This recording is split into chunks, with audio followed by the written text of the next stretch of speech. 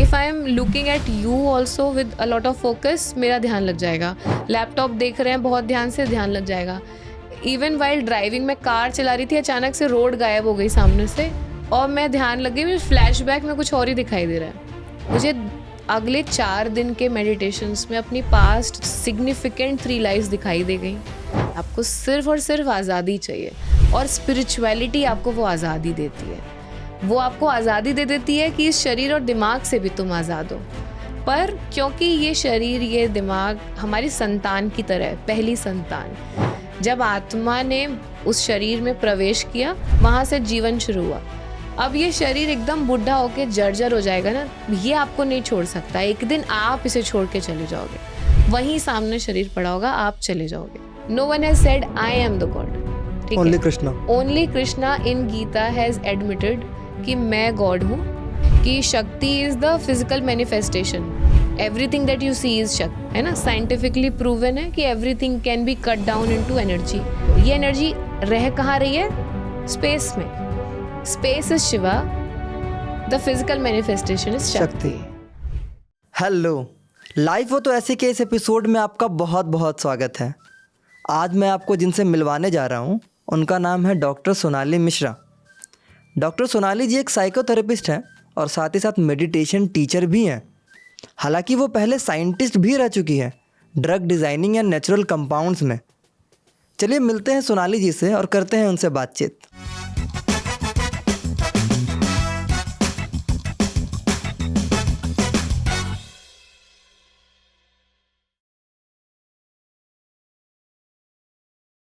नमस्ते मैम। नमस्कार। मैम, आप एक साइंटिस्ट रह चुकी हैं, drug design and natural compounds, if I am right, है ना? तो इस जर्नी से सीधा आप मेडिटेशन एंड स्पिरिचुअलिटी में स्विच कर गए, तो इसके पीछे की कहानी क्या है?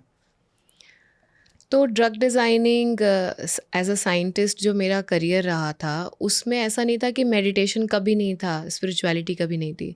मेरा बहुत बचपन ही स्पिरिचुअलिटी के बीच बीता। I was born in Haridwar. तो हरिद्वार में पूरा एक, अभी आप जाएंगे तो शायद थोड़ा सा डिफरेंट माहौल होगा, लेकिन वहाँ पर स्पिरिचुअलिटी, धर्म, ये चीज़ें आपको बहुत ही रेगुलर बेसिस पे देखने को मिलती हैं।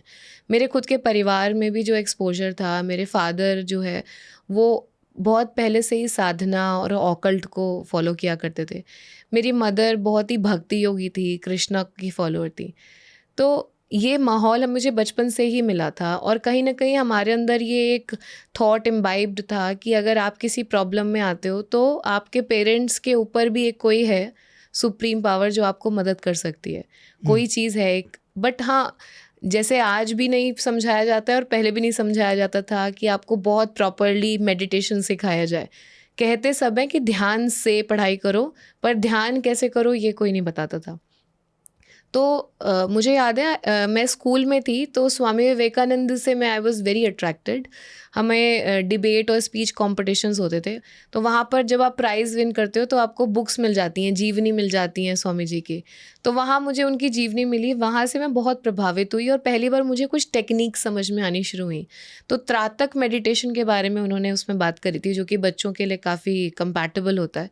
तो वहाँ से ही मेरे पूरे रूम में मैंने जगह जगह पर पॉइंट्स, डॉट्स लगा रखे थे जिनको देख करके मैं फोकस करूँगी।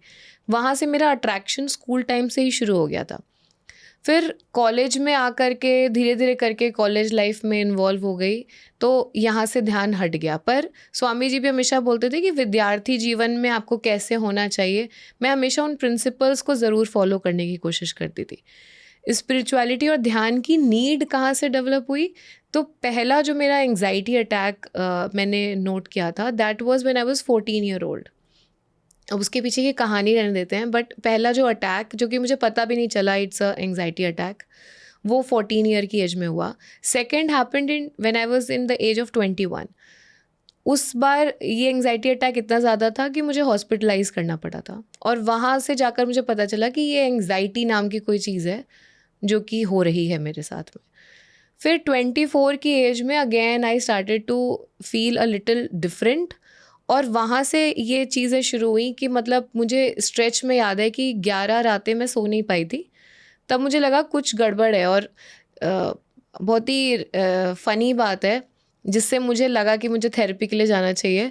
तो मेरा लैपटॉप नहीं मिल रहा था, और गेस करिए कहाँ मिला वो? कहाँ? फ्रिज के अंदर। फ्रिज के अंदर? हाँ, तो मेरा 11 रातों से नहीं सोने के बाद में जो दिमाग था वो मैल फंक्शन करना शुरू कर चुका मतलब था। 11 रातें बिल्कुल नहीं सोया? नहीं, मुझे नींद आती ही नहीं थी। I am just lying down, मैं लेट के सोच रही हूँ कि मुझे नींद आ जाए, पर नहीं आ रही है। फिर मैंने देखा कि मेरा फ्रिज में रख दिया है मैंने लैपटॉप, ऐसी हरकतें करने लग गई हूँ। तब मैंने जा कर के प्रोफेशनल हेल्प सीख करी, एंड उन्होंने भी मुझे ये समझाया कि आपको सेल्फ सेंटर होना है, सेल्फ अवेयर होना है। The moment he said that word self aware होना है, तो मुझे याद आया कि अरे ये तो मैं करती थी, मैंने इसे छोड़ दिया। एंड देन मैंने फिर से उसे पिक करा, और यकीन मानिए जब जब मैं प्रॉब्लम में फंसी हूँ किसी भी प्रकार की, ये बात नहीं है कि सिर्फ दिमागी तौर पे कोई प्रॉब्लम हो, फिजिकल लेवल पर मैं चाह रही हूँ कुछ मैनिफेस्ट हो जाए, नहीं हो पा रहा है, anything in the life you can count on, वो सब कुछ मैं ध्यान में बैठती थी और चीज़ें they started to fall in place, सब कुछ ठीक होने लग जाता था। तो वहाँ से मेरे अंदर ये जो है अट्रैक्शन ध्यान के प्रति, स्पिरिचुअलिटी के प्रति शुरू हुआ। अगर मैं अपनी प्रोफेशनल लाइफ की बात करूं, मैंने हमेशा अपनी इमोशनल इम्बैलेंस को अपनी पढ़ाई में झोंक करके अपने आप को बेहतर जगह पर पहुंचाया। तो जितना ज़्यादा मेरा मूड ख़राब होता था, मैं उतना ज़्यादा पढ़ाई करती थी। तो मैं अपनी पढ़ाई में हमेशा बहुत अच्छा करती गई, और धीरे धीरे करके I became a scientist. I was very intrigued in to science. मतलब कुछ लोग होते हैं कि उनका यहाँ काम नहीं बन रहा है तो वो दूसरी जगह चले गए, पर मैं साइंस में बहुत इन डेप्थ थी। एंड आसाम में NIT आसाम है हमारा, जोरहाट में, north east institute of science and technology. वहाँ पर जब मैं काम कर रही थी, वहाँ जोरहाट, अगर आप कभी गए हो आसाम, नहीं, मैंने नाम सुना है, हाँ, गया नहीं। बहुत ही खूबसूरत जगह है। वहाँ नेचर बहुत प्यारा है। मतलब गुड़गांव में और दिल्ली में आपको इतना ज़्यादा नेचर की बात करें तो मतलब यू कैन जस्ट इमेजिन, पर वहाँ पर आपको दिखाई देगा इतना खूबसूरत नेचर। वहाँ जाके कुछ चीज़ें बदलने लग गई। मतलब मेरे ही ध्यान में मैं कोई पर्टिकुलर टेक्निक नहीं फॉलो कर रही थी, बस मैं बैठती थी ध्यान में और जो भी थॉट आ रहा है बस उसी को ही विजुलाइज करने लग जाती थी, जैसा स्वामी विवेकानंद बोलते हैं, उन्हीं के ही निर्देशन को फॉलो करते हुए। वहाँ जाकर के क्या हुआ मेरे साथ कि again I had a very very big panic attack. Okay. और उस समय पर ऐसा हो रहा था कि मुझे लगा कि सब चीज़ों पर से इच्छा ख़त्म हुई। पहली बार ऐसा हुआ कि I didn't wanted to resolve it, बिल्कुल ही इच्छा ख़त्म हुई। और मुझे अंदर से क्वेश्चन होने लगा कि अगर मैं एक्चुअली में स्पिरिचुअल अब हो रही हूँ, ध्यान कर रही हूँ, तब तो मेरे साथ ये नहीं होना चाहिए था। तो मुझे एक काइंड ऑफ वो भी क्वेश्चन भी करने लग गई मैं कि ये प्रोसेस हेल्प भी करता है कि नहीं करता है। और रात में मुझे याद है कि अराउंड 9 PM में बैठ करके जहाँ पे ध्यान करती थी, वहाँ पर I am asking to whoever is there, whoever is watching, मुझे ये ग्राफ ऊपर नीचे चलता है ना, मुझे इसमें अब थोड़ा सा स्टैग्नेंट चाहिए। स्थित प्रज्ञा एक टर्म होती है स्पिरिचुअलिटी में, जहाँ पर जो बार बार आपके जीवन के उतार चढ़ाव होते हैं उसमें एक समानता आ जाए, आप एक प्रकार से जीवन को जीने लगे, न दुख में बहुत दुखी हो, न सुख में बहुत ज़्यादा एक्साइटेड हो। स्थिर प्रज्ञा। स्थित प्रज्ञा। स्थित प्रज्ञा। हर स्पिरिचुअल सीकर का कहीं ना कहीं ये टारगेट होता है कि मैंने ये तरीका सीख तो लिया है, अब ये मेरी लाइफ में स्थित हो जाए, मतलब ऑर्गेनिकली होने लगे, मुझे एफर्ट ना डालना पड़े, एफर्टलेस हो जाए। तो मैंने कहा कि मुझे वो मिल जाए अगर। एंड देन उसके बाद में मैं सो गई। उस पूरी रात आई वॉज अवेयर कि मैं सो रही हूँ, मुझे अपनी सांसों की आवाज़ सुनाई दे रही है, हर चीज़ पता चल रही है, और मैं फिर भी बहुत गहरी नींद में सो रही हूँ। नेक्स्ट मॉर्निंग मैं उठी और 3 सवा 3 के करीब में, आसाम में जेड ब्लैक अंधेरा होता है, यहाँ पर आपको रोशनी दिखेगी शहरों में, वहाँ बिल्कुल जेड ब्लैक अंधेरा होता है।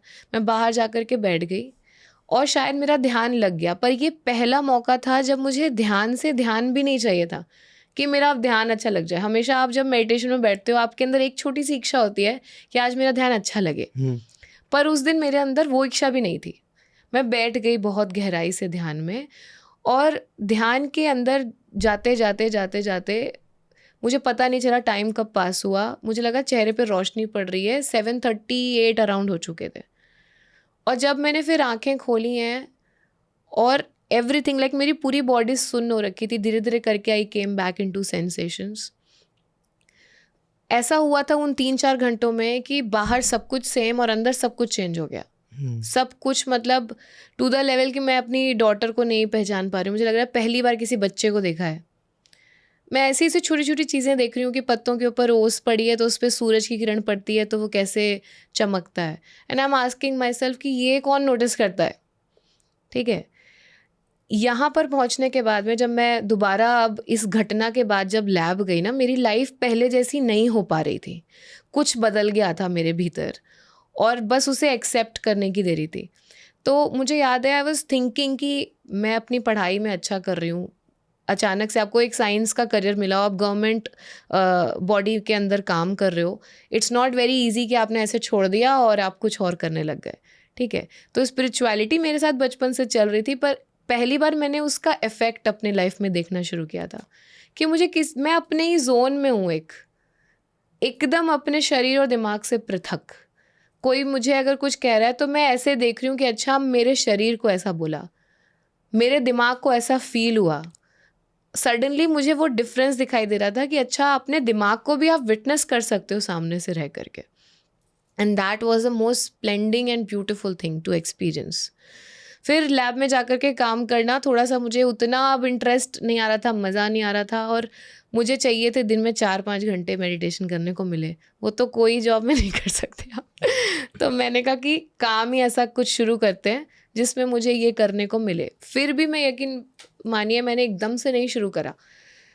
जो हमारा कॉलेज था वहीं पर ही मैंने कुछ लोग, मेरे पास ऐसे ही लोग अट्रैक्ट होने लग गए जिनको कुछ तो मेंटल हेल्थ प्रॉब्लम है, वो अपनी प्रॉब्लम डिस्कस करेंगे, मैं उनको कुछ गाइड करूँगी एंड समहाउ एक हीलिंग का प्रोसेस सा कंप्लीट होने लग गया।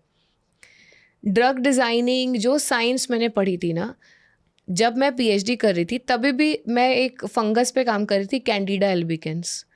मुझे ऐसा हो गया था कि मुझे कैंडिडा एल्बिकेंस हर जगह दिखाई देता था।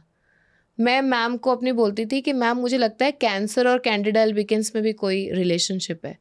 एंड टू द लेवल मैं उसमें इतना डेप्थ में पहुंच गई थी कि मैं हॉस्पिटल्स में जाकर के डेटा कलेक्ट करने लग गई और मुझे लिटरली एविडेंस मिल गए कि हाँ कैंसर और कैंडिडा एल्बिकेंस में है रिलेशनशिप। Okay.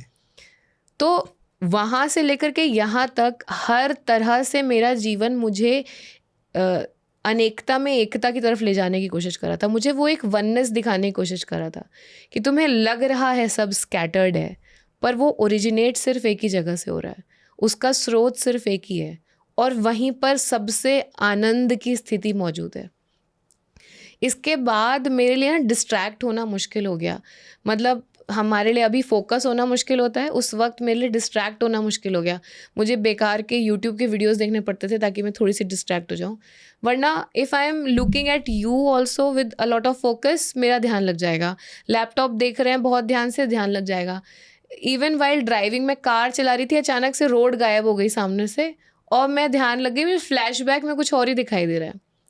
फिर मुझे ये भी लगने लगा था कि कहीं मेरा कुछ दिमागी प्रॉब्लम तो नहीं हो गई है, तो मैं साइकोलॉजिस्ट के पास भी गई कि देखिए अगर मुझे कुछ प्रॉब्लम हो रही है। मैंने 7 सेशंस लिए उनसे और शायद 7वें सेशन में वो ही थोड़े से डिस्टर्ब हो गए, क्योंकि मुझे याद है जब मैं शुरुआती सेशंस में जाती थी तो वो उनकी टेबल बहुत ही clean, if you go to a psychologist they have a aura created for you, एकदम शांति ऑर्गेनाइज्ड होता है वो जगह।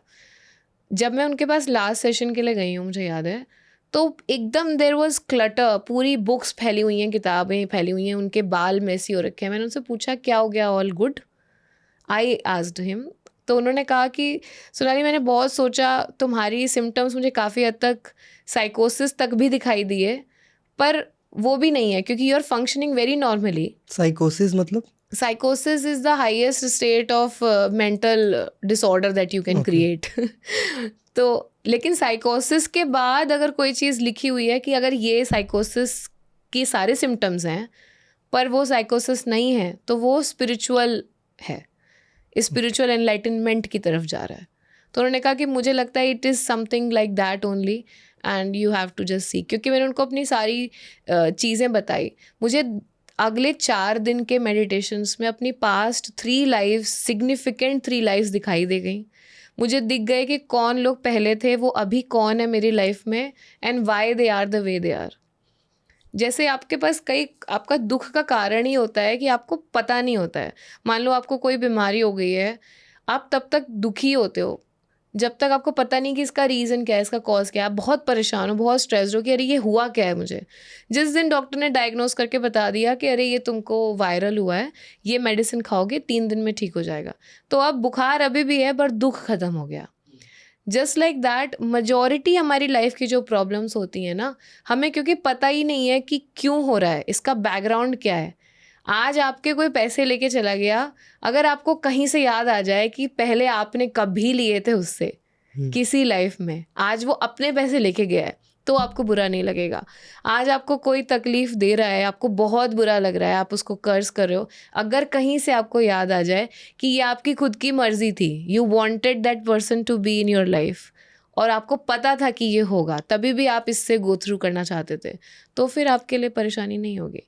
बिकॉज हमें लगता है कि हमें खुशियाँ चाहिए, पर हमें सिर्फ और सिर्फ फ्रीडम चाहिए और कुछ नहीं चाहिए। सोचो आपको अगर कोई मिठाई बहुत पसंद है और आपको हमने एक मिठाई दी, आप खुशी से खाओगे। अगर आप 100 मिठाइयाँ आपको ज़बरदस्ती कर दी कि नहीं ये आपको खानी पड़ेगी, वो आपके लिए सज़ा बन जाएगी। आप अपने किसी फ्रेंड से मिलना चाहते हो किसी दिन, उस दिन आपको मिलने को मिलेगा, you will be very happy. पर अगर किसी दिन आप बहुत बिजी हो, उस दिन आप बिल्कुल टाइम नहीं दे पाओगे उसे, और वो उसी दिन आ रहा है, अभी अचानक से एक्सपीरियंस चला गया, तो आप कुछ नहीं पसंद करते, आपको कुछ नहीं चाहिए, आपको सिर्फ और सिर्फ आज़ादी चाहिए। और स्पिरिचुअलिटी आपको वो आज़ादी देती है। वो आपको आज़ादी दे देती है कि इस शरीर और दिमाग से भी तुम आज़ाद हो, तुम stand alone, without this also you can exist. पर क्योंकि ये शरीर, ये दिमाग हमारी संतान की तरह है, पहली संतान, जब आत्मा ने उस शरीर में प्रवेश किया, वहाँ से जीवन शुरू हुआ। अब ये शरीर एकदम बुढ़ा होके जर्जर हो जाएगा ना, ये आपको नहीं छोड़ सकता। एक दिन आप इसे छोड़ के चले जाओगे, वहीं सामने शरीर पड़ा होगा, आप चले जाओगे, ठीक है। तो ये जो शरीर है ये आपकी संतान है, पहली संतान, तो इसलिए इसका ध्यान रखना है हमें। इसलिए क्योंकि कहते हैं शरीर माध्यम खलु धर्म साधना, शरीर के माध्यम से ही आप सभी प्रकार के धर्म कर्म कर सकते हैं, इसलिए इस संसाधन को इस्तेमाल करना है। तो स्पिरिचुअलिटी इज़ दैट। और जब आपको, मुझे क्या, ये किसी को जब ये रियलाइजेशन आ जाएगी ना, तो इट्स लाइक वो पजल्स होते हैं ना, उसमें यू हैव टू फाइंड कि 5 चीज़ें दौड़ रही हैं, उसमें से कोई एक बियर भी दौड़ रहा है। आप पहली बार में नहीं देख पाए उस पहेली को, पर जिस मोमेंट आपने देख लिया, once you see you can't unsee. एक बार अगर आपने देख लिया ना, तो वो परमानेंट हो गया आपके लिए, अब आप उसको नहीं हटा सकते अपने जीवन से। तो ये ट्रांसफॉर्मेशन मेरे लिए आया, और फिर मुझे नहीं लगता फिर मैंने उसके बाद कुछ मेहनत करी है। अगर यू अराइव, आपको सारे जवाब मिल जाएं अपने अभी तक के सारे सवालों के, तो आपको लगता है यू हैव अराइव्ड। फिर जो समाज की रिक्वायरमेंट है उसमें से कुछ एक चीज़ चुन लो और उसी को कर लो और अपना जीवन निकाल लो। क्योंकि आपको फिर अब ऐसा नहीं है कि अब मुझे ये मिलेगा तो मैं खुश हूँ, क्योंकि मैं तो स्वयं आनंद में हूँ। हमारे जो 5 लेयर्स होते हैं, सबसे भीतर आनंदमय कोश, जहाँ कहते हैं आत्मा का निवास होता है, तो मैं तो आनंदमय कोश में हूँ। अब आप जो भी करना है शरीर के माध्यम से कर सकते हैं। तो दैट आई वुड से कि मेरा जो ये ट्रांजिशन है वो देखने में बहुत, आप लोगों को लगेगा कि बहुत ऐसा अजीब सा ट्रांजिशन है और ड्रास्टिक है, डिफ़िकल्ट होगा, पर नहीं। इट्स लाइक अगर मैं ये नहीं करती तो ये मी वर्सेस यूनिवर्स हो जाता, मैं नहीं जीत सकती थी उसमें, तो मैंने सरेंडर कर दिया। तो कहीं ना कहीं यूनिवर्स चाहता था ये।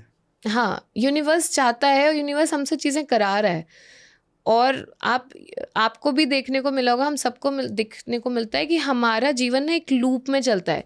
कई सारी चीज़ें आपके साथ बार बार होती हैं, जब तक आप उसको, उस पहेली को सॉल्व करके उससे बाहर ना निकल जाओ। बार बार आप उसमें फंसोगे, बार बार निकलोगे। तो जब कोई व्यक्ति स्पिरिचुअलिटी में जा रहा होता है ना, उनको यही कहा जाता है जितने लूप्स आ रहे हैं इस बार उनको क्रॉस करके निकलो। इस यात्रा को असंख्य लंबा नहीं करना है हमें, इसे अब धीरे धीरे कट शॉर्ट करना है। तो पर्पस ऑफ लाइफ आपको रियलाइज हो चाहे नहीं हो, आप चल उसी पर ही रहे हैं, क्योंकि प्रकृति आपको धीरे धीरे उसी पर ही चला रही है। तो फिर आपने जॉब छोड़ दिया?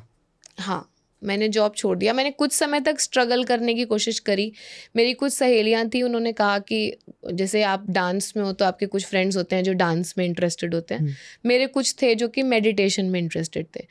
तो मैंने उनको अपना अनुभव शेयर किया तो उन्होंने बोला आप मुझे हमें भी कराओ अपना अनुभव के हिसाब से जो भी ध्यान है, क्योंकि तब तक तो कोई मेथड नहीं था ना। फिर मैंने उनको ऑनलाइन कराना शुरू करा एंड यकीन मानिए पहले सेशन में उनको चक्रा वक्रा सब महसूस हो रहे हैं और एकदम वो डीप मेडिटेशन में जा रहे हैं। वहाँ से मुझे लगा कि नहीं, मुझे ध्यान करवाना शुरू करना है, क्योंकि मेरी पर्सनैलिटी खुद की बहुत ही मल्टी डिसिप्लिनरी सी थी। तो मैंने जो ध्यान का फॉर्म समझा, निकाला और सिखाना शुरू किया, वो भी बहुत ही मल्टी डिसिप्लिनरी है। उसमें कुछ मोनोटोनस नहीं है, हर दिन इट्स लाइक अ बूफे। तो अगर हम हफ्ते में 5 दिन जो मेडिटेशन करते हैं, एक दिन हम चक्रा हीलिंग भी करते हैं, एक दिन हम उसमें अवेयरनेस प्रैक्टिस करते हैं, एक दिन हम मैनिफेस्टेशन करते हैं, एक दिन हम क्रिया योग करते हैं, तो हम 5 अलग अलग प्रैक्टिसेस 5 दिन में करेंगे।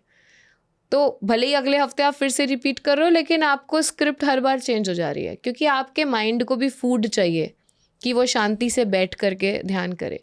और मेरे एक टीचर थे, मुझे याद है स्कूल में, जब भी वो क्लास में आते थे पहले वो आ करके ना थोड़ा सा बताते थे, अरे आज मेरी स्कूटर ख़राब हो गई, आज तो मेरा जो है सुबह में नाश्ता ही नहीं हो पाया। और हमें कई बार लगता था ये क्या फालतू की बातें हमें बताते हैं अपने घर की, पर उनकी क्लास में किसी को नींद नहीं आती थी। और कई टीचर्स होते थे, आते ही उन्होंने किताब खोली, हाँ कल क्या पढ़ाया था, चलो आज का खोलो, और आधी क्लास के बाद हम सारे ऐसे से ड्राउजी हो रहे हैं। तो sometimes to grab the attention of your brain, उसको एकाग्र करने के लिए बहुत ज़रूरी होता है कि आपको स्टोरी देनी पड़ेगी। तो इसलिए मैंने जो अपने मेडिटेशन फॉर्म्स बनाए हैं उसको पूरा stories and beautiful events and अलग अलग क्रिएटिविटी से भरा हुआ है। फॉलो मैं भी अष्टांग योग को ही कर रही हूँ, लेकिन बता करके नहीं, क्योंकि सामने वाले को अभी समझ में नहीं आएगा। मैं अगर 21 दिन का कोर्स है, आखिरी हफ्ते में जा कर के उनको बताती हूँ कि ये करवाया। उस दिन अगर मैं उनको बोलूँ कि बैठ के मंत्रा चैंट करो, वो एथीस्ट थे अगर वीक 1 में, तो चौथे वीक में वो मंत्रा भी चैंट करेंगे, पर पहले आपको उन्हें वो देना चाहिए पड़ेगा जो उन्हें चाहिए। अष्टांग योग एक्चुअल में है क्या, मतलब अगर आप थोड़ा सा ब्रीफ करके इसको बताएं। तो देखिए, अष्टांग योग जो है वो साधना पदा पार्ट से लिया गया है। और क्यों अष्टांग योग सबसे इम्पॉर्टेंट क्यों मैं कहती हूँ, क्योंकि बहुत सारे आदि शंकराचार्य जी ने, सबने अलग अलग कमेंट्रीज दे करके वेदों से वेदांता, उपनिषद सब कुछ बनाया। लेकिन जो वेदांता वाला पार्ट है, जो कि बाद में भी अपडेट किया गया, स्वामी विवेकानंद जी की उसमें भी अवेलेबल है, तो इसको पूरा का पूरा कॉपी पेस्ट किया गया है। अष्टांग योग में किसी ने कोई कमेंट्री नहीं दी है, कोई छेड़छाड़ नहीं करी है, वैसा का वैसा उठा करके वापस रखा है। महर्षि पतंजलि जी ने इसको जैसा लिखा था, ये आज भी उसी फॉर्म में अवेलेबल है। और अष्टांग योग का क्या है, यम, नियम, आसन, प्राणायाम, प्रत्याहार, धारणा, ध्यान, समाधि, जिसमें से कि आप धारणा, ध्यान, समाधि आपने बहुत सुना होगा। है धारणा ध्यान समाधि। मैं आने वाला था इस क्वेश्चन पे, धारणा ध्यान समाधि, बट अभी आप बताओ, कंटिन्यू करो। ओके, तो ये जो यम, नियम, आसन और प्राणायाम, ये जो पहले 4 स्टेप्स हैं, यम और नियम में बेसिकली आपको थ्योरेटिकल नॉलेज लेवल पर बताया जाता है कि आपको किन किन दोषों से अपने आप को दूर करना है, ठीक है। तो उसमें ये सारे जो कि किसी के ऊपर लालच करना, हर के 5-5 सेक्शन है। किसी चीज़ का लालच करना छोड़ना है, चोरी करनी छोड़नी है, असत्य बोलना छोड़ना है, बॉडी लेवल पर हमें क्लेंज रखना है, एनर्जी लेवल पर हमें क्लेंज रखना है, ये सारे नियम हैं। अगर पहले ही आज के समाज को अगर यम और नियम पहले बता दिए तो वो पहले बिदक जाएंगे, ठीक है। आसन फिर भी लोगों को समझ में आता है, ठीक है, रामदेव जी की कृपा से। तो आसन का लिटरल मीनिंग तो होता है आसान, मतलब आपको जिसमें कंफर्ट हो, ठीक है। लेकिन बहुत सारे अलग अलग हैं आसन, डिफरेंट डिफरेंट टाइप के पोस्चर्स, ज़्यादा इंस्टाग्राम और उस पर पॉपुलर हो जाते हैं जो कि बिल्कुल ही टेढ़ा मेढ़ा कर देते हैं। लेकिन अगर आप सिंपल आसन के फ्लो करते हैं जिसमें कि आपकी बॉडी फ्लूइड का मूवमेंट होता है, तो that much is also enough for meditation, अगर हम बात करें।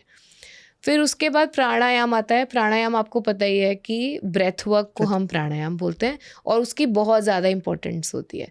पर इसकी बहुत ज़्यादा इंपॉर्टेंस क्यों होती है ये आपको मैं बताना चाहती हूँ।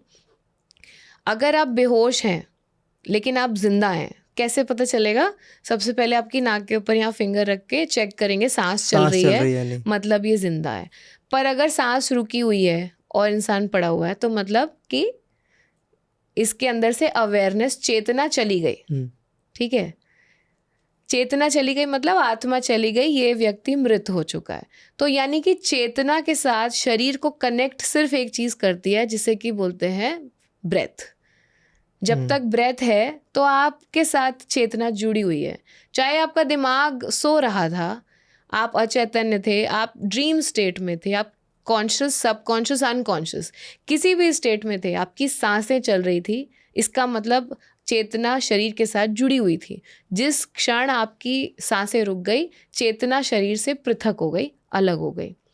तो अगर ध्यान में किसी को जाना है तो मतलब कि उसको एज अ कॉन्शियसनेस काम करना है, उसको कॉन्शियसनेस बन जाना है, और कॉन्शियसनेस बन के उसको शरीर और दिमाग को रेगुलेट करना है।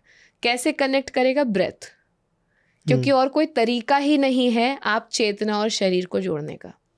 इसलिए ब्रेथ हुआ कितना इम्पोर्टेंट है। फिर आता है प्रत्याहार। प्रत्याहार बहुत ही स्वीट चीज़ है, और प्रत्याहार में लोगों को मज़ा आना शुरू होता है ध्यान में। आप ध्यान में बैठे और आपको अपने भीतर, मतलब कई बार लोग कहते हैं ध्यान में बैठते हैं बहुत थॉट्स आ जाते हैं, ठीक है, तो कोई बात नहीं, थॉट्स का आना कभी भी ख़राब नहीं होता है। मतलब दिमाग है आपके पास तो थॉट्स तो आएंगे आपको। लेकिन अगर आप ध्यान में बैठे हैं, आपको थॉट्स आ रहे हैं एक्सटर्नल, वो आपको लग रहा है वो आपको डिस्टर्ब कर रहे हैं, सबसे बड़ी गलती आप क्या करते हैं? आप उन थॉट्स को रिजेक्ट करने की कोशिश करते हैं। जिस क्षण आपने उसको रिजेक्ट किया, वो वही आपका पॉइंट ऑफ फोकस बन गए। अब वो मल्टीप्लाई हो जाएंगे, कम नहीं होंगे, मल्टीप्लाई हो जाएंगे। इट्स लाइक कि मान लो आपने आंखें बंद करी कि मैं ध्यान कर रहा हूँ और आप पिज़्ज़ा के बारे में सोच रहे हो, ठीक है, तो एक पिज़्ज़ा आ रहा था एंड यू वर लाइक कि पिज़्ज़ा हटो, मैं ध्यान कर रहा हूँ, तो 2 pizzas, then please don't come pizza, peri peri pizza, ठीक है, We can't fight. yes, you can't fight, so what you have to do, pizza is coming, hi pizza, bye pizza, coming down to breath, ठीक है। तो don't accept, don't reject, just watch pizza coming, pizza going. उसके साथ आपको कोई relationship नहीं बनाना है, आपको ब्रेथ के पास वापस लौट के आना है। प्रत्याहार में क्या होता है? आपको अंदर की चीज़ें दिखाई देनी शुरू होती हैं। अभी मैं ब्रेथ ऐसे ले रहा हूँ तो मुझे स्पाइन में यहाँ पर सेंसेशन महसूस हो रही है, ये सेंसेशन थोड़ी ठंडी सी है, ये एक्सपैंड हो रही है स्पाइन में। अब ये सेंसेशन ऊपर उठी, उठ करके ये मेरे हृदय तक आ गई। अब मेरे हाथों के ऊपर मुझे लग रहा है जो है यहाँ पर थोड़ा सा वज़न है, कोई एनर्जी फील हो रही है। ये सब जब आपको फील हो रहा है, जहाँ आप ये सब देखने लग रहे हो, मतलब अब आप प्रत्याहार मोड में जा रहे हो। प्रत्याहार के बाद आता है धारणा, ठीक है। जनरली लोग सीधे अब धारणा करवाते हैं। धारणा का मतलब क्या है? Guided meditation. ध्यान का मतलब क्या है? ध्यान का मतलब है मेडिटेशन। क्या आपको मेडिटेशन कोई करवा सकता है? नहीं, कोई दुनिया में नहीं करवा सकता, भगवान भी नहीं करवा सकते। आपको सिर्फ कोई धारणा करवा सकता है। ध्यान धारणा से हो जाता है, और समाधि, ध्यान जब अक्यूमुलेट हो जाता है, स्थिर हो जाता है, तो वो समाधि में कन्वर्ट हो जाता है। Okay. तो ध्यान और समाधि can not be taught, can not be given, they have to be attend. प्रत्याहार एंड धारणा स्टिल कैन बी गिवन। तो अगर हम परफेक्ट मेडिटेशन की बात करेंगे तो वो समाधि के लेवल पे आना पड़ेगा? नहीं, परफेक्ट मेडिटेशन आपको धारणा लेवल पे भी मिल जाएगी। Okay. पर आपको अगर एकदम high level spiritual perfect meditation की बात कर रहे हैं, तो वो जिस समाधि में भी अभी 2 सेक्शन है, मैं बताती हूँ, वो आपको तब एक्सपीरियंस होगा जब आप कुंडलिनी जागृत कर लेंगे ध्यान के माध्यम से। जब तक आपकी कुंडलिनी नहीं जागृत हुई है, तब तक आप असली ध्यान को एक्सपीरियंस ही नहीं कर सकते। ये कुंडलिनी क्या है? बताती हूँ अभी। Okay. पहले हम आपको बताते हैं धारणा के बारे में। धारणा क्या है? When you are focusing but on an object. जैसे आप किसी आवाज़ पर फोकस कर रहे हैं, किसी म्यूज़िक को सुन के फोकस कर रहे हैं, या आप किसी चीज़ को देख करके फोकस कर रहे हैं। जब तक आप उस चीज़ के सामने, मान लीजिए आपके सामने एक कैंडल है, आप उसके ऊपर फोकस कर रहे हैं, ये फोकस करते करते करते क्या होगा, उसके किनारे का सब कुछ ब्लर्ड हो जाएगा कुछ समय बाद में, और ध्यान में लगे रहेंगे तो फिर वो कैंडल भी ब्लर हो जाएगी। तो जब ध्यान करने वाला और ध्यान जिस ऑब्जेक्ट पे कर रहा है वो ऑब्जेक्ट, इन दोनों में से ऑब्जेक्ट चला जाए तो क्या बचेगा? ध्यान करने वाला और ध्यान। तो वो स्टेट है ध्यान। जब ध्यान और ध्यान करने वाले में से ध्यान करने वाला भी चला जाए, मतलब आपको ये चेतना खत्म हो गई कि ध्यान कौन कर रहा था, बस ध्यान बचा, ये ख़त्म हो गई, मन में से सेंस ख़त्म हो गया कि मैं ध्यान कर रहा था, मैं ख़त्म हो गया, तब वो बन गई समाधि। समाधि के भी 2 चरण हैं, सविकल्प समाधि और निर्विकल्प समाधि। सविकल्प समाधि थोड़ी एंटरटेनिंग सी होती है, उसमें आपको चीज़ें दिखाई देंगी, हो सकता है अपनी पास्ट लाइफ्स दिख जाएं, हो सकता है कुछ खूबसूरत से पहाड़ों के पल दिख जाएं, 5D एक्सपीरियंस हो जाए, तो ये है सविकल्प समाधि। निर्विकल्प समाधि is total blank, it's zero, शून्य स्टेट। वहाँ पर आपको कुछ नहीं दिखेगा, शायद आपको समय की चेतना भी खत्म हो जाए कि 2 घंटा बीता, कि 1 घंटा बीता, कि 1 दिन बीता। आपका शरीर भी खत्म है, उसमें सब कुछ खत्म है। वो होती है हमारी निर्विकल्प समाधि। निर्विकल्प समाधि एक लंबे समय के बाद में आपको तुरीय अवस्था की तरफ ले जाती है। वो होता है हाईएस्ट। तुरीय अवस्था आज तक किसी ने क्लेम नहीं किया है कि मैंने अटेन कर लिया है, स्वयं भगवान बुद्ध ने भी नहीं क्लेम किया है। सिर्फ श्री कृष्ण ने गीता में क्लेम किया है कि I am the god, I am Turiya myself. No one else has admitted it on writing कि मैं गॉड हूँ। बाकी के भी धर्मों में उन्होंने कहा है कि भगवान के द्वारा भेजे हुए या गॉड के पुत्र, son of god. No one has said I am the God.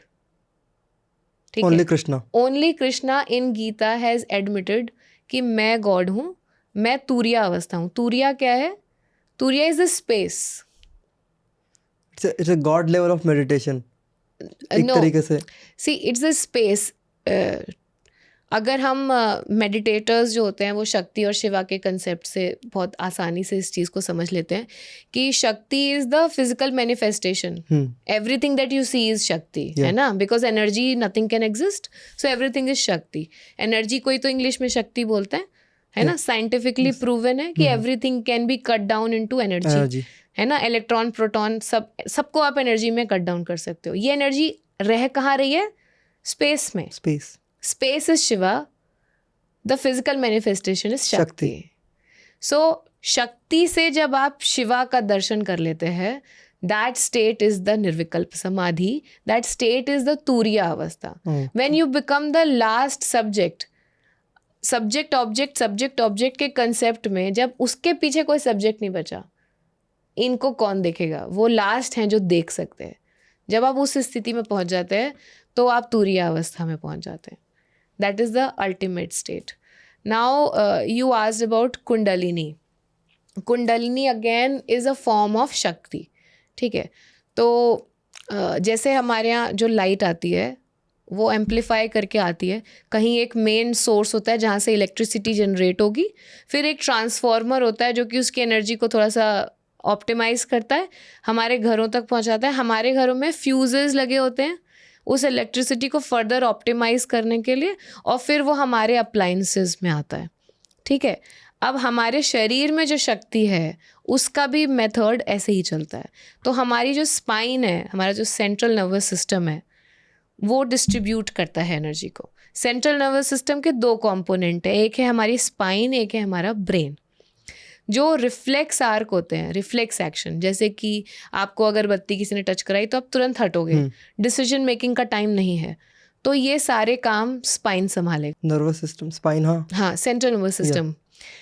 जहाँ पर ये चीज़ आ गई कि आपको डिसीजन लेना है, तो वहाँ आपका दिमाग काम करेगा। थोड़ा सा वहाँ पर टाइम मिलता है, आपको एक सवाल पूछा गया, आप जवाब दोगे, थोड़ा सा आपको डिसीजन मेकिंग का टाइम मिला है। पर अगर आपको आप नदी में डूब रहे हो तो आपके हाथ एक्शन कैसे करेंगे आपको बाहर निकालने के लिए? It will work through reflex arc, वो स्पाइन संभाल लेगा, जिसमें डिसीजन मेकिंग का टाइम नहीं है। ये दोनों कंपोनेंट्स आपकी एनर्जी का डिस्ट्रीब्यूशन करते हैं। जब हम स्पिरिचुअलिटी में इसको समझते हैं तो स्पिरिचुअलिटी में मेंशन्ड भी है और आप ध्यान के थ्रू इसको एक्सपीरियंस भी कर सकते हो। मतलब आई एम नॉट सेइंग कि ये सिर्फ थ्योरेटिकल नॉलेज है, प्रैक्टिकली आप इसको एक्सपीरियंस कर सकते हो, पर ये सटल नॉलेज है। जैसे कि आप फूल को डायसेक्ट करके जो है उसके अंदर के पार्ट्स देख सकते हो, पर उसकी खूबसूरती आप अपनी आंखों से सिर्फ महसूस कर सकते हो, उसकी महक आप सिर्फ अपने अंदर महसूस कर सकते हो, उसको आप डायसेक्ट करके फिजिकली दिखा नहीं सकते।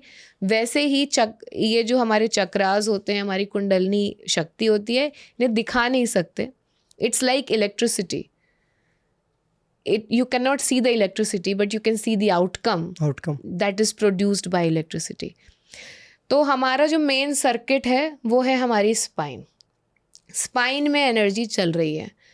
अब स्पाइन से एनर्जी जो है वो फ्यूजेस के थ्रू हमारी पूरी बॉडी में हमारे पूरे एक्शंस के लिए डिस्ट्रीब्यूट होती है सर्किट के थ्रू.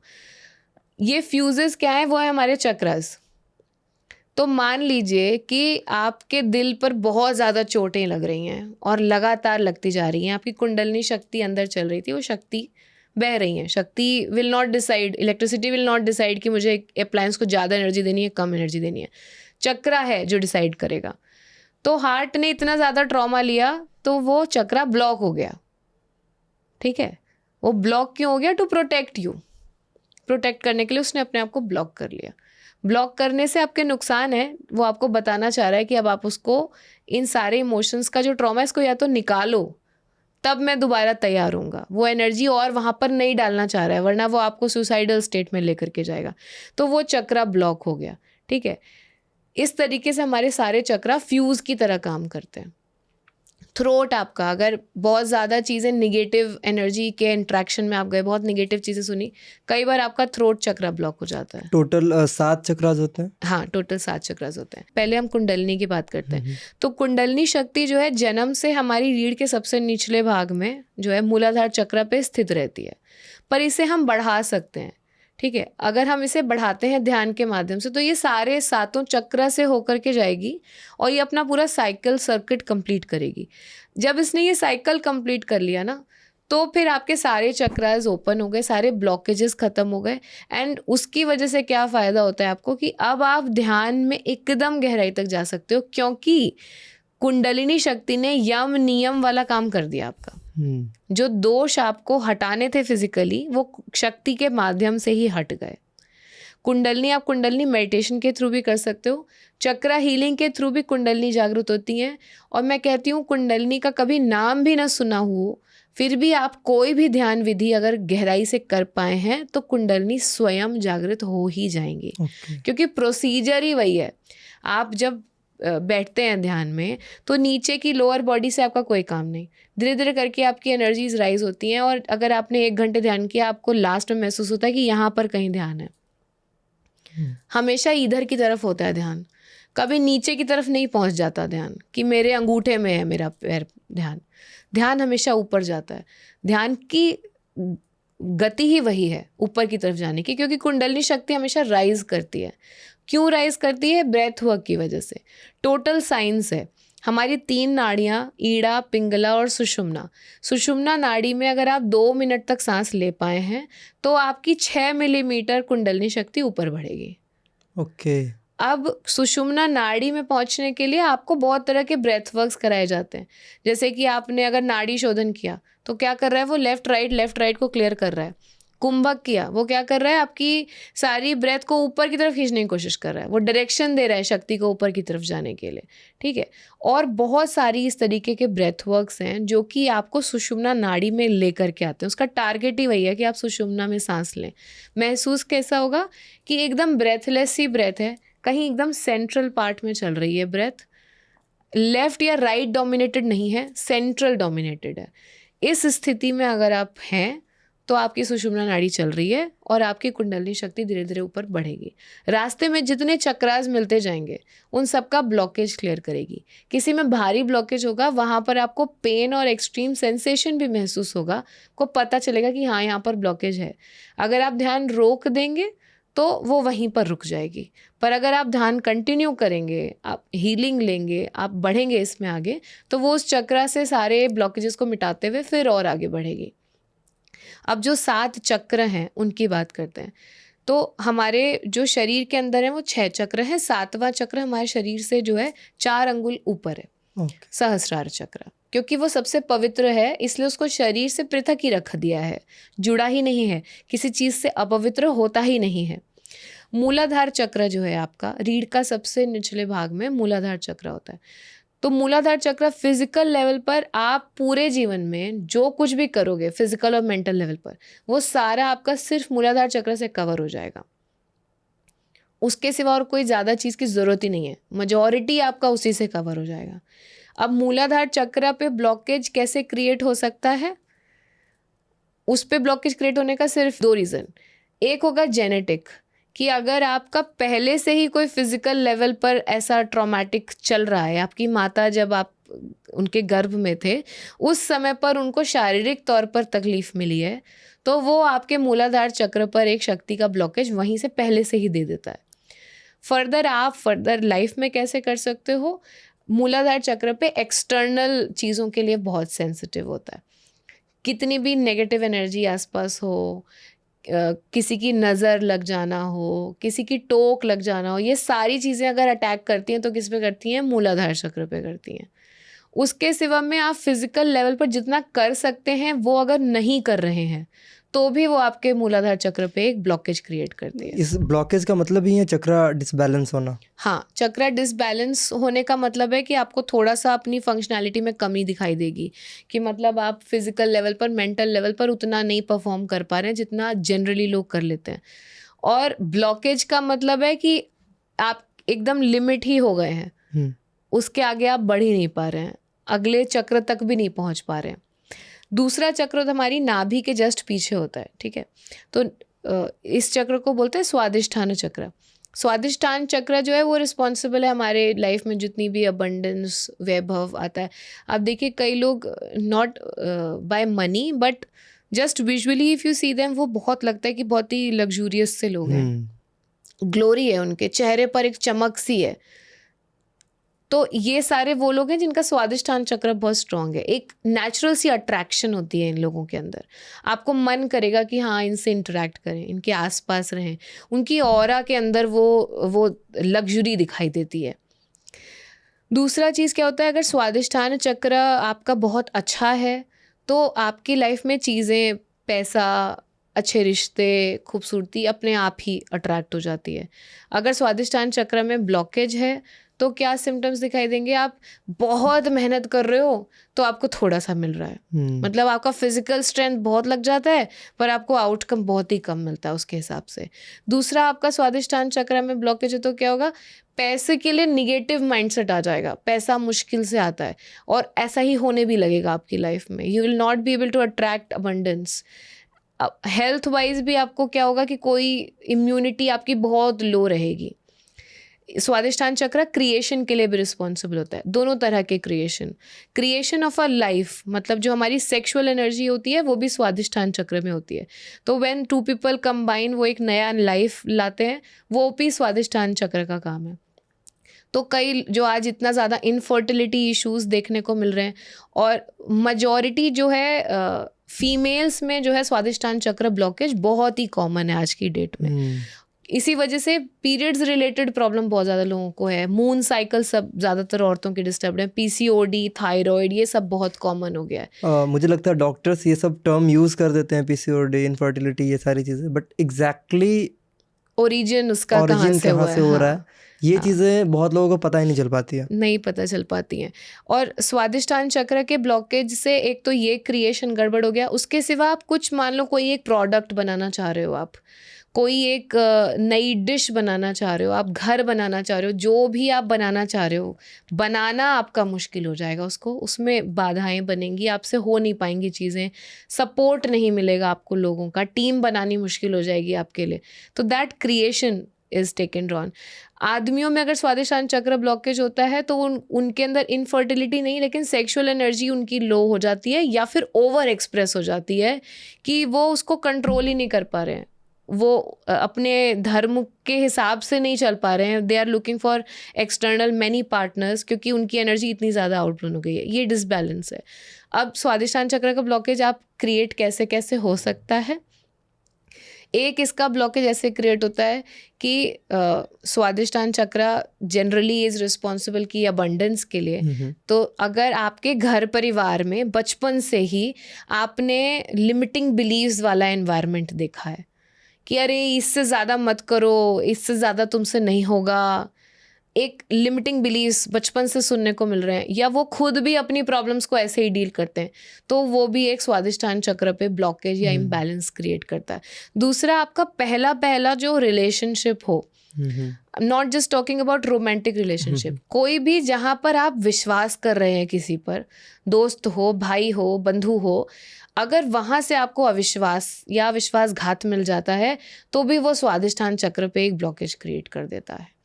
दूसरा, अगर आप धर्म का पालन नहीं करते, आप जिस भी धर्म से बिलोंग करते हैं, तो आपको कुछ सेट ऑफ नियम दिए गए हैं, अगर आप उनका पालन करते हैं तो वो स्वादिष्ठान चक्र को बचा के रखता है।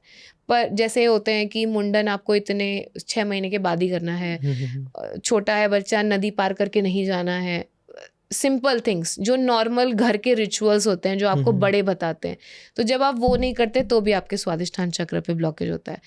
एंड लास्ट वन, कि अगर आपके ऊपर माता पिता जिन्होंने आपको जन्म दिया उनकी कृपा है तो वो आपका स्वादिष्ठान चक्र बचा लेता है। अगर उनकी कृपा नहीं है, आप एक ऐसे बच्चे निकले हैं जिसने उनको प्रसन्न नहीं रखा है, वो आपसे थोड़े दुखी रहते हैं। कोई भी माँ बाप अपने बच्चे को बद्दुआ नहीं देते, पर अगर आप उनको प्रसन्न नहीं रख पाए हैं और वो आपसे बहुत खुश नहीं रहते, तो भी वो आपका स्वादिष्ठान चक्र बचा नहीं पाएगी, वो मातृ पितृ शक्ति, तो वो भी आपका एक्सपोज्ड रहता है। That's why blessings are very important, बोलते हैं ना, माता पिता का आशीर्वाद से आज। हाँ, उसके बाद आता है हमारा मणिपुर चक्र। तो मणिपुर चक्र यहाँ पर होता है, हमारा जो डायफ्राम होगा, डायफ्राम के ठीक सेंटर से आप अगर एक लाइन ड्रॉ करें स्पाइन में, तो वहाँ पर आता है हमारा मणिपुर चक्र। मणिपुर चक्र रिस्पॉन्सिबल है विल पावर के लिए। अभी तक आप फिजिकल लेवल पर आप देखिए, इंसान के जीवन में जो कुछ चाहिए कवर हो गया है नीचे के 2 चक्रों में। अब आपको थोड़ी हिम्मत चाहिए इसके ऊपर जाने के लिए। तो विल पावर अगर आपकी कमज़ोर हो गई है, लेट से कोई रिस्क लेने में डर लगता है, अगर किसी का मणिपुर चक्र जो है ब्लॉक्ड है, तो उनको रिस्क टेकिंग कैपेसिटी बिल्कुल ख़त्म हो जाएगी। फियर फोबिया वाली चीज़ें बहुत जल्दी पकड़ेंगी, हर चीज़ से डर लगेगा, कोई भी एक्शन लेने से डर लगेगा, अंधेरे से डर लगेगा, रिश्तों से डर लगेगा, हर चीज़। सेल्फ डाउट वगैरह इसमें। हाँ, self doubt, inferiority complex. Self doubt दूसरे चक्र है। हाँ, inferiority you can consider in this. दूसरा, अगर डिसबैलेंस है, ये बात हुई ब्लॉकेज की, डिसबैलेंस में हो सकता है किसी का मणिपुर चक्र इतना ज़्यादा एक्सप्रेस हो गया है, उनको रिस्क लेने में अब डर ही नहीं लगता, वो जीवन का मोह ही ख़त्म हो गया, वो अब टावर से कूद करके वीडियोस बना रहे हैं, वो ऐसी ऐसी चीज़ें करने लग गए हैं कि जहाँ पर आपको उनको देख के लगेगा कि इनको जीवन का कोई भय ही ख़त्म हो गया है, fully detach from the survival mode, तो वैसा हो जाएगा। That is also a disbalance, ये भी बैलेंस नहीं है। मणिपुर चक्र पे ब्लॉकेज क्रिएट कैसे हो सकता है? इस पे ब्लॉकेज आप खुद भी क्रिएट कर सकते हैं और कोई बाहरी भी क्रिएट कर सकता है। बाहरी कैसे क्रिएट करेगा? तंत्रा के माध्यम से भी मणिपुर चक्र बहुत सेंसिटिव होता है, उसके ऊपर इफ़ेक्ट हो जाता है। दूसरा, अगर आप खुद से इसमें प्रॉब्लम क्रिएट कर रहे हैं, तो अगर आपको जो हिम्मत आपकी कह रही है करने के लिए, पर आप वो स्टेप्स लेते नहीं हैं, आप प्रोक्रेस्टिनेट करते हैं, तो जो नेचुरल प्रोक्रेस्टिनेटर्स होते हैं ना, उनकी प्रोक्रेस्टिनेशन मल्टीप्लाई करने में मणिपुर चक्र का बहुत बड़ा हाथ होता है, वो उनको और डीले डाउन कर देता है। तो मणिपुर चक्र अगर आप यूज़ नहीं कर रहे, प्रोक्रेस्टिनेट कर रहे हैं, तो वो धीरे धीरे ब्लॉक हो जाएगा। इट्स लाइक कि आई एम नॉट रिक्वायर्ड, तो मैं क्यों ही फंक्शन करूँ। मणिपुर चक्र में ब्लॉकेज क्रिएट होने का एक और तरीका है कि अगर आपकी स्पाइन के किसी पार्ट में चोट लगती है, तो भी वो स्पाइन बाकी के चक्रों को प्रोटेक्ट करने के लिए कई बार सेंट्रल कर देता है और इस पे ले लेता है। तो आपको यहाँ पर कई बार लोगों को पीठ में यहीं पर दर्द, अगर किसी को दर्द महसूस हुआ है, तो यहाँ पर जब सबसे ज़्यादा सेंसिटिव एरिया होता है जहाँ पर उनको दर्द महसूस शुरू हो जाता है। तो that is one reason Manipur चक्र। अब जब आपने नीचे के चक्रस को की यात्रा पूरी कर ली और मणिपुर चक्र से आपने हिम्मत भी इकट्ठा कर ली, तब जाकर आप आते हैं हृदय चक्र यानी कि अनाहता चक्र में। अनाहता चक्र हमारे हार्ट के सेंटर में होता है, और क्योंकि हार्ट जो है वो ऐसा, ये दिल वाला हार्ट जो होता है वो एक्चुअली में ये हार्ट है जो कि आपके इमोशंस के लिए रिस्पॉन्सिबल होता है। अब इमोशंस की जहाँ पर हम बात करें, इसका नाम है अनाहता, जिसको आहत ही नहीं कर सकते। और सबसे ज़्यादा तो आपको लगता है हमारे इमोशंस ही हर्ट हो जाते हैं, घड़ी घड़ी बात बात पर हमारे इमोशंस ही हर्ट हो जाते हैं, इसने वैसे कह दिया, उसने ऐसे कह दिया। पर एक्चुअली में अनाहता चक्र हमारा सबसे स्ट्रॉन्ग चक्र है, क्योंकि अगर आप शेप्स देखेंगे सबकी, तो सबकी शेप जैसे कि एक ट्राइंगल हो गया, किसी में इन्वर्टेड ट्राइंगल हो गया, पर ये एक अकेला है जो कि संपूर्ण चक्र है। इसमें इन्वर्टेड ट्रायंगल और अपसाइड ट्रायंगल दोनों हैं, यानी कि आपके हृदय के घेरे में जो आ गया वो सदा के लिए वहीं हो गया, वो निकल नहीं सकता। अब आप उसको अच्छी पोजीशन दोगे या खराब, वो आपके ऊपर है, पर वो निकल नहीं सकता, आपके जो हृदय के घेरे में आ गया, आपके प्रेम के घेरे में आ गया। तो when we are talking about Anahata chakra, हम एक स्वीटनेस ऑफ इमोशन की बात कर रहे हैं, जहाँ आपके बीच में से रिजेक्शन खत्म हो जाए। मतलब अगर एक एसिड अटैक सर्वाइवर मेरे बगल में बैठा है, तो मुझे उनके लिए भी मैं इतनी नॉर्मल रह सकूं, एकदम अंदर से कोई भी वैसा चीज ना आए जो कि आ जाता है जनरली हम लोग के बीच में, है ना, कि समथिंग इज लुकिंग डिफरेंट। वो एक्सेप्टेंस हम कर लेंगे क्योंकि हम थोड़े हैं समझदार, पढ़े लिखे, हम अंडरस्टैंड कर लेंगे, लेकिन थोड़ा सा समय लगेगा। एक इनहिबिशन अंदर से कुछ हो रहा होगा, वो इनहिबिशन भी खत्म हो जाता है। जब आप अनाहता चक्रा जागृत कर लेते हैं तो आपका प्रेम जो है वो व्याप्त हो जाता है। जितना आप अपने बच्चे से प्रेम कर सकते हैं उतना आप किसी से भी प्रेम कर सकते हैं। आपका प्रेम अब कम ज़्यादा और सामने वाले को देख करके नहीं होता, वो व्याप्त हो गया है, सेल्फलेस हो चुका है। तो वो होता है अनाहता चक्र का फीचर। बाकी ये चक्र बहुत ही स्ट्रॉन्ग चक्र है। इस चक्र के माध्यम से लोगों ने हमारे धर्म में अपने देवी देवता भी बनाए हैं। जो देवी देवता, अपने कुल देवी देवता बनाने का प्रोसेस होता है, उसके लिए अनाहता चक्र बहुत ही इंपॉर्टेंट है। हर ऑकल्ट प्रोसेस के लिए अनाहता चक्र बहुत ही इंपॉर्टेंट है, क्योंकि यही एक चक्र है जो कि पूरा कंप्लीट है। इसमें बांध सकते हो आप, इसके अंदर बांधने की कैपेसिटी है और किसी चक्र में नहीं है। अब इस चक्र में ब्लॉकेज कैसे क्रिएट होता है? एक तो रीज़न यही होगा कि आपके इमोशंस हर्ट हों और वो लगातार हर्ट हो रहे हैं और आप उस ट्रॉमा को अपने अंदर से निकाल नहीं पाए, तो वो अगर स्टे कर गया तो भी आपका अनाहता चक्र में एक तरीके का ब्लॉकेज क्रिएट होगा। जिनके अनाहता चक्र में ब्लॉकेज है या डिसबैलेंस है, उनका ना लोगों को उनके ऊपर विश्वास नहीं होता। बहुत अच्छे होंगे वो, आप खुद सोचो कि यार वो इंसान बहुत अच्छा है, पता नहीं मुझ पे फिर भी भरोसा ही नहीं हो पाता उसके ऊपर, है ना। वो सामने वाला भी सोच रहा है मैंने तो यार सब कुछ कर दिया, अभी भी they are not like, they are still avoiding me, पता नहीं क्या रीज़न है। वो फिगर आउट ही नहीं कर पा रहे हैं कि वो क्या है जिसकी वजह से वो एक विसिनिटी, एक साइकिल कंप्लीट हो ही नहीं पा रहा है, चाहे आप सब कुछ अच्छा कर लो। तो अनाहता का सपोर्ट नहीं होगा तो ये हालत हो जाती है। दूसरा क्या होता है कि आपको भी दूसरों के ऊपर से भरोसा हट जाता है।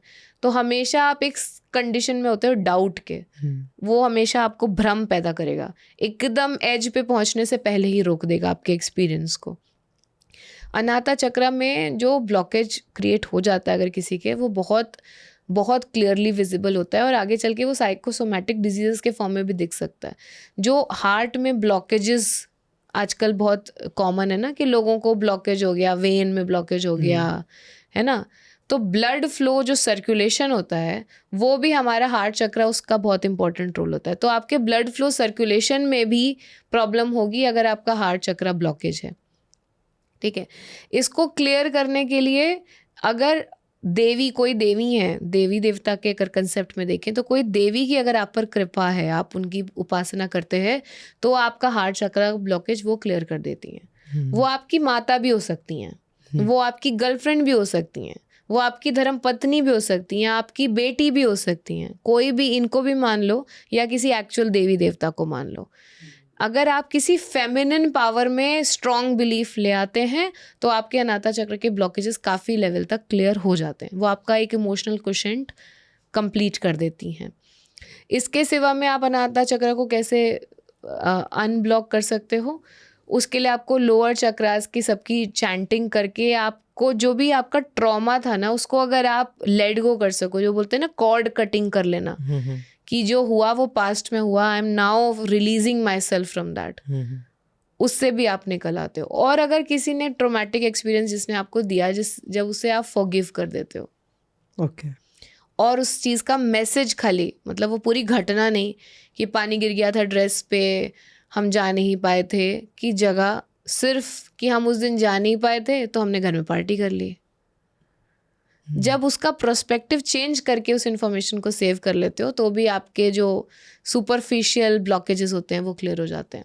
नाउ कमिंग टू द विशुद्धि चक्र, इसके ऊपर तीनों चक्र योगियों के चक्र हैं, इसीलिए आदि योगी की जो है सिर्फ यहाँ तक का स्टैचू दिखाई देता है। आपने कृष्णा का देखा कभी यहाँ तक का? नहीं, सिर्फ आदि योगी, क्योंकि वो सिंबॉलिज्म है योग के। उनका विशुद्धि चक्र इतना स्ट्रॉन्ग कि उन्होंने हलाहल जैसा विष यहाँ पर रोक लिया। मैसेज क्या है इसके पीछे? कि ये बॉटल का नेक है। जैसे बॉटल का शेप होता है, उसमें ये नेक होता है, ऊपर ढक्कन लगा होता है, वैसे आपके शरीर की बॉटल का ये नेक है। पानी भरोगे तो यहीं से भरोगे, निकालोगे तो यहीं से निकालोगे। And that is what is Vishuddhi chakra is for. हर चीज़ जो आप ग्रहण करोगे, चाहे वो एनर्जीज़ हो, किसी की बातें हो, कोई भी चीज़ which you accept coming from here, everything that you express coming from here. तो जब आपका विशुद्धि ब्लॉक होगा तो आप बहुत निगेटिविटी अट्रैक्ट करोगे और आप जो बोलोगे या तो लोगों को उस पर भरोसा होगा नहीं, फालतू बातें बोलोगे, बकवास बातें बोलोगे, क्लैरिटी नहीं होगी आपके थॉट्स में वाइल एक्सप्रेसिंग। अगर आपका बहुत अच्छा है विशुद्धि चक्र तो ऐसे लोग जैसे नाइट एंगल हो गए, ऐसे magnificent singers, when they are singing आप यू आर मेस्मराइज्ड, आप हिल नहीं सकते, आप बस खोते चले जा रहे हो। आप उनकी बातों को, आपको लग रहा है कि मैं मान लूँ, मुझे आपको भरोसा होता जा रहा है, बस सुनते ही जाएं। तो ऐसे लोग विशुद्धि से बात कर रहे होते हैं, जिनके विशुद्धि जागृत होंगे उनके अंदर ये चीज़ बहुत ही कॉमनली देखने को मिलती है। विशुद्धि में ब्लॉकेज कैसे क्रिएट होता है? अगर आप जो है मर्यादा का पालन नहीं करते, चाहे वो रिश्तों में, चाहे वो स्वयं के जीवन में, मर्यादा बनी है, हर चीज़ के लिए मर्यादाएं हैं। अगर आप मर्यादाओं का पालन नहीं करते तो विशुद्धि ब्लॉक हो जाता है। ठीक है। दूसरा, अगर आप कोई ऐसा अन्न खाते हैं जो कि अधर्म के माध्यम से कमाया गया है तो उससे भी आपका विशुद्धि ब्लॉक हो जाता है। ये दोनों रीज़न। दूसरा वाला आज की डेट में आइडेंटिफाई करना बहुत मुश्किल है, पर हाँ पहले पे हम ज़रूर काम कर सकते हैं, तो हमें वो एटलीस्ट केटर करना चाहिए। देन कम्स दी अग्ना चक्र, योर थर्ड आई। सबको पता है कि इंट्यूशन के लिए रिस्पॉन्सिबल होती है हमारी थर्ड आई। ये हमें वो चीज़ें दिखा देती हैं जो हमें उस वक्त में देख लेनी चाहिए, क्योंकि हम इन दो आँखों से ड्युअलिटी में रहते हैं, सिर्फ बाहर देख पाते हैं। थर्ड आई जो है हमें अपने भीतर का भी दिखा देती है, हमारा पिछला अगला सब दिखा देती है। तो third I is your sixth sense, your vision, जो कि हमेशा से आपको दिखता रहा है।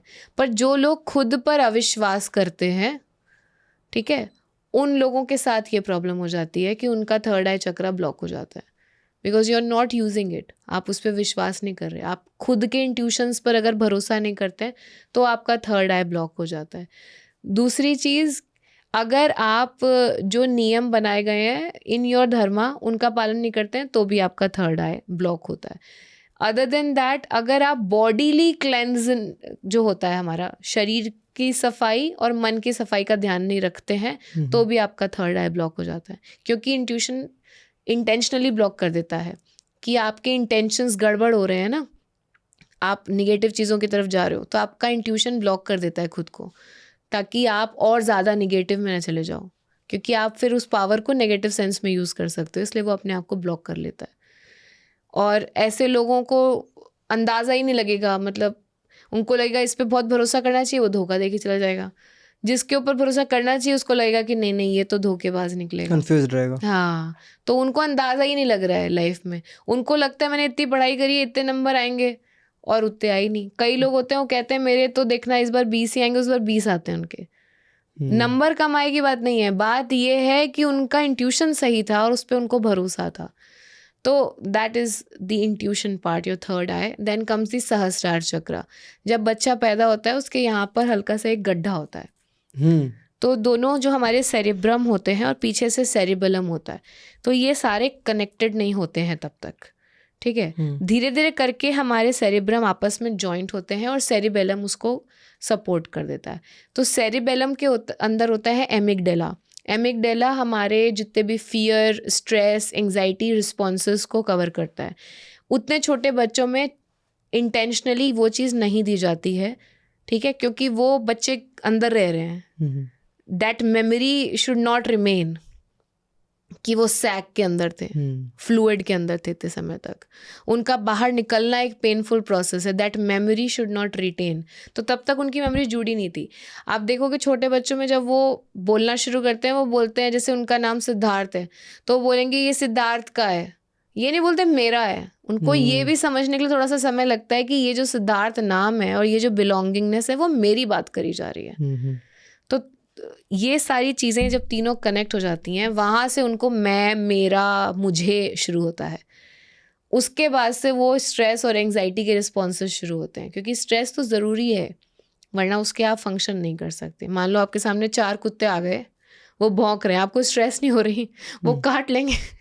आपको स्ट्रेस होगी तो आप भागोगे, आप खुद को बचाने की कोशिश करोगे। अगर आप गाड़ी चला रहे हो और एकदम कोहरा हो गया, आपको दिखाई नहीं दे रहा है और आप बहुत थके हुए थे, सडनली आपको स्ट्रेस होगा, अचानक से आपका प्यूपल डायलेट होगा, आपको ज़्यादा दिखने लगेगा उसी कोहरे में, आप बहुत फोकस अलर्ट होकर के बैठोगे। स्ट्रेस आपके जीवन को बचाने के लिए है, वो बुरा नहीं है। अब सहस्रार चक्र में ब्लॉकेज आप नहीं क्रिएट कर सकते, क्योंकि वो डिवाइन कनेक्शन है। पर अगर आप के अंदर किसी चीज़ को भी लेकर के विश्वास नहीं है, आप बहुत ही अविश्वास में रहने वाले इंसान हो, तो आपका सहस्रार चक्र से कनेक्शन टूट जाता है। ब्लॉकेज नहीं हो सकता, कनेक्शन टूट जाता है। अगर कोई व्यक्ति ऐसा है, वो कहता है कि अरे मैं तो भगवान को बोल देता हूँ, मेरा काम कर देते हैं, मतलब ये डायरेक्ट कनेक्शन में है। मैं तो इच्छा कर लेता हूँ, मेरा हो जाता है, ये भी डायरेक्ट कनेक्शन में है। मैनिफेस्टेशन से थोड़ा कनेक्टेड है क्या?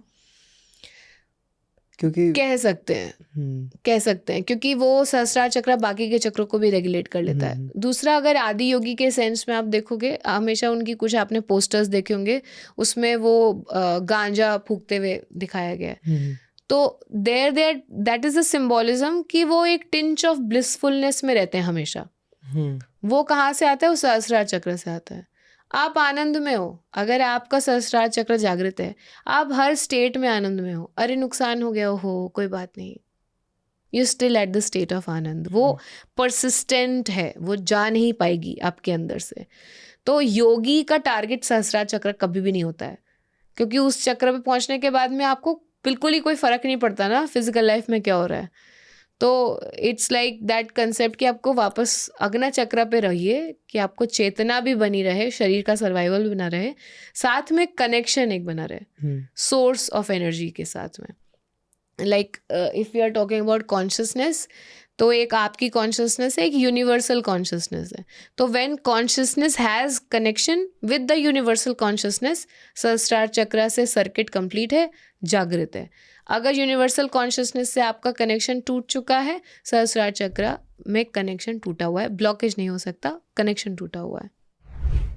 आप देख रहे थे डॉक्टर सोनाली मिश्रा जी के साथ हमारी बातचीत का पार्ट 1, जिसमें सोनाली जी ने बताया कि कैसे वो एक साइंटिस्ट से मेडिटेशन कोच बनी। साथ ही साथ उन्होंने मेडिटेशन और स्पिरिचुअलिटी के बारे में डिटेल में बताया। इसके अलावा चक्रास के बारे में बताया, जो कि जानना हमारे लिए बहुत ज़रूरी है। इनके साथ बातचीत का सिलसिला जारी रखेंगे पार्ट 2 में। तब तक के लिए अगर आप ये एपिसोड टीवी पे देख रहे हैं तो हमें यूट्यूब पर भी सब्सक्राइब करें, और अगर यूट्यूब पर देख रहे हैं तो बाकी सोशल मीडिया प्लेटफॉर्म्स पर हमें फॉलो करें। तब तक के लिए याद रखिएगा कि हमें ज़िंदगी काटनी नहीं, जीनी है, और ऐसे जीनी है कि लोग बोले लाइफ हो तो ऐसी।